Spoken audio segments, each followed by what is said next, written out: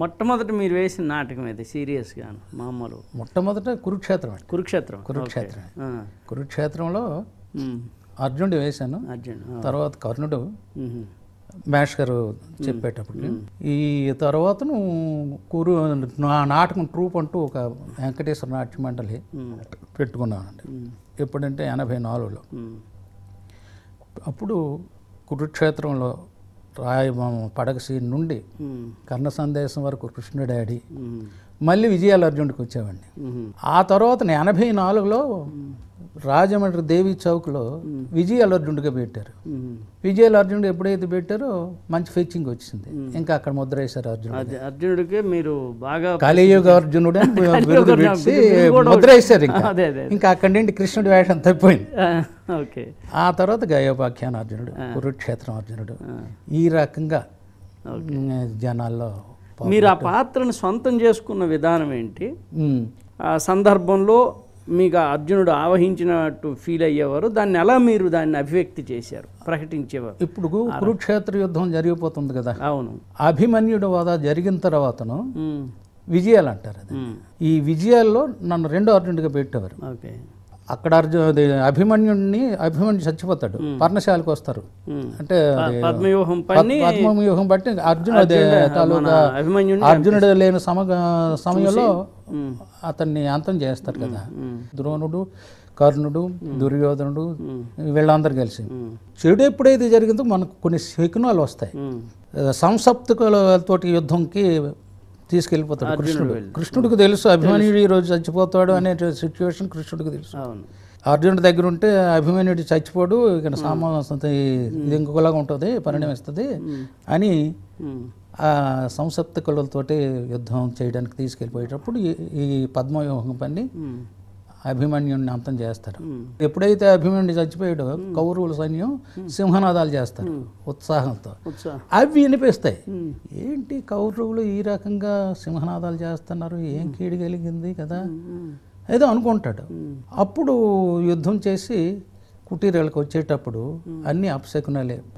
వందిమా గదులు రాలేదు అంటే యావల శిబిరాల్లో వాళ్ళు విచారవదనంతో ఉన్నారు. సామాన్యుడా, మరి సామాన్యుడు కొడుక అర్జునుడు కొడుకు అభిమన్యుడు చచ్చిపోయాడు.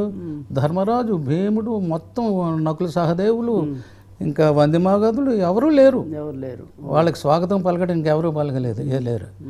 అప్పుడు ఎంట్రన్స్లో వందిమాగదులు కైవారం చేయకున్నారేలా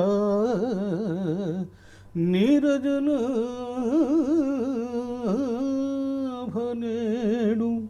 బాబా ఏమిది నయ్యడము కన్నదురుచున్నది, కాళ్ళు తడబడుచున్నవి, స్వరము గద్గదపడుచున్నది.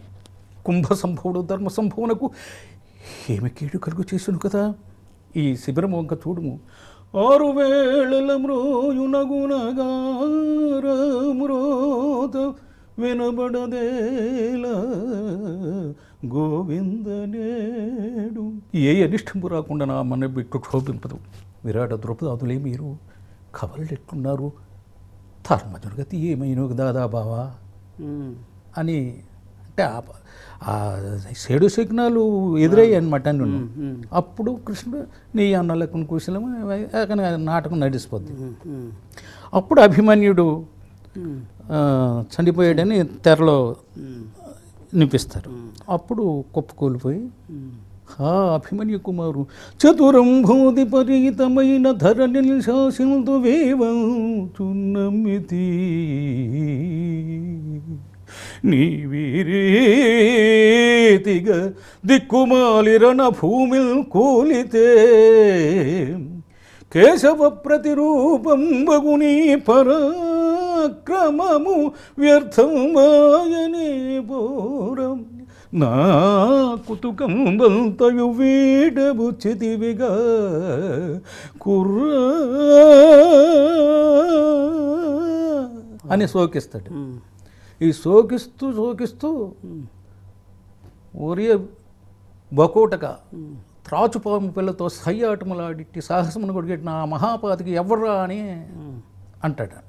ఈ శోకంలో ఉండే ఉద్రేకం ఆపగలిగి మంచి ఉద్రేకంతో. అప్పుడు ధర్మరాజు చెప్తుండనమాట, అది ఫలానా వాడు ఫలానా రకంగా చేశాడు అంటే సైంధవుడు అని చెప్తాడు కదా. ఆ సైంధవ చండాల ఎంత పని చేసేదివరా, శత్రుశేషముంచుకున్నందులకు తగిన ప్రాయశ్చిత్తపు గావించితివి ఓ మహారాజా, ఓ వాసుదేవ, ఓ పంచభూతములారా. ఆ ప్రతిజ్ఞలు ఎప్పుడు ఎల్లి చంపుదు సైంధమునెవ్వరడ్డబడిన నిజముగ చీకటి పడకము చంపలేకున్న పావక జ్వాలయందు భస్మమైపోదు ఈ గాండివంబుతోడ. సూర్యాస్తమయంలో వాడిని చంపేస్తాను నేను లేదా గాంధీవంతో సహా అగ్ని ప్రవేశం నేను భస్మం అయిపోతాను. అలాగే కురుటి సత్యనారాయణ గారు అంటే సత్యహరిశ్చంద్రకు కూడా మీరు పోషించినటువంటి ఇంకా ఇందులో విశేషం ఏంటి సార్ అంటే నాకు నచ్చిన పాత్ర హరిశ్చంద్ర. అదే దానికే వస్తున్నా ప్రజలు మెచ్చిన పాత్ర అర్జునుడైతే నాకు నచ్చిన పాత్ర హరిశ్చంద్ర.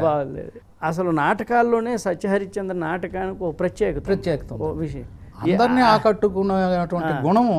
ఏంటి దాని విశిష్టత మీ మాటల్లో? నాటక పరంగా చూసుకుంటే అన్ని రకాలుగా నవరసాలు పోషించడానికి నటుడికి ఉంది అవకాశం ఉన్నట్టు, ఆస్వాదించడానికి అది ప్రేక్షకుడికి ఉంది. ఆ నాటకంలో అన్ని రకాలుగా ఆ నాటకంలో ఉంది.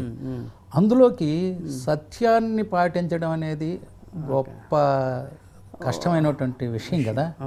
ఆ సత్యాన్ని పాటిస్తే కష్ట నష్టాలు ఎలా వస్తాయి, ఇది ఏ రకంగా భరించుకుంటే అది కడకి ఏ రకంగా ఫలితం వస్తుంది అనేది కళ్ళకు కట్టినట్టు చూపిస్తుంది ఈ నాటకం. కొన్ని సన్నివేశాల్లో ప్రేక్షకుడు కూడా ఏడ్ చేస్తాడు. మీ బాణీలో సత్యహరిశ్చంద్రలోంచి ఒకటి రెండు పద్యాలు వినిపిస్తే. ఈ వారణాసి భక్తయోగ పదన్యాసి వారణాసి భవదురిత శాస్త్రవఖరాసి వారణాసి స్వర్ణదీతట సంభాసి వారణాసి